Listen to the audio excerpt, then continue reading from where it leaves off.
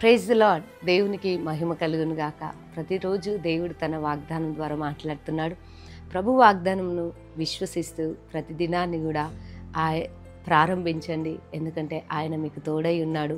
అన్ని విషయాల్లో కృప చూపి ప్రభు మిమ్మల్ని నడిపిస్తాడు. ఈరోజు దేవుని వాక్యాన్ని చదువుకుందాం. యోహాను సువార్త 15వ అధ్యాయం 14వ వచనాన్ని చదువుతున్నాను. నేను మీకు ఆజ్ఞాపించు వాటిని చేసిన ఎడల మీరు నాకు స్నేహితులయ్యుందురు. హల్లెలూయా.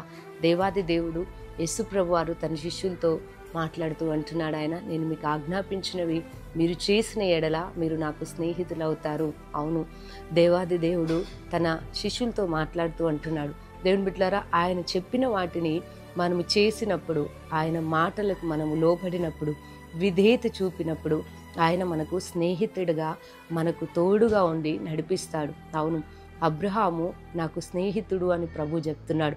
కారణం ఏంటో తెలుసా? అబ్రహాము దేవుని మాటకు విధేయత చూపి తను ఆజ్ఞాపించినట్లుగా తన సొంత జనులను, తన దేశాన్ని, తన ప్రజల్ని విడిచి దేవుడు చెప్పిన ప్రాంతానికి అబ్రహాము వచ్చాడు.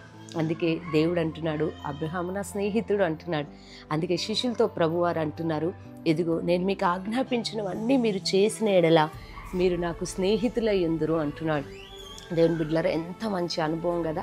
దేవుడు మనం ఆయన మాటకు లోబడి ఆయన ఆజ్ఞలను అనుసరించి నడిచినప్పుడు ఆయన స్నేహితుడుగా ఉంటాడు. అంటే ఒక స్నేహితునికి తోడుగా ఉన్నప్పుడు ఎలాంటి ధైర్యము, నిబ్బరము, సంతోషాన్ని అనుభవిస్తారో, దేవుడే నీకు స్నేహితుడిగా ఉంటే నీవు ధైర్యంగా ఉంటావు, నిబ్బరం కలిగి ఉంటావు, ఆయన ఆలోచన తెలుసుకొని అడుగులు వేస్తావు. అన్ని విషయాల్లో కూడా నువ్వు కృపను పొందుకుంటావు. అందుకే ఈరోజు దేవుడు నీకు ఆజ్ఞాపించిన వాటిని అన్నిటినీ నువ్వు జరిగించు. ఏది నీతో మాట్లాడాడు, ఏది ప్రభు చెప్పాడు, ఏ పని చేయమన్నాడు, వాటిని చేసినప్పుడు దేవుడు నీకు స్నేహితుడుగా ఉండి నేను నడిపించబోతున్నాడు. కాబట్టి మాటలు ప్రభు మన హృదయంలో భద్రపరచునుగా. మీ కొరకు చిన్న ప్రార్థన చేస్తాను. సర్వశక్తి గల దేవా, స్తోత్రం. అవునయ్యా, మీరు మాకు స్నేహితులుగా ఉండే దేవుడు.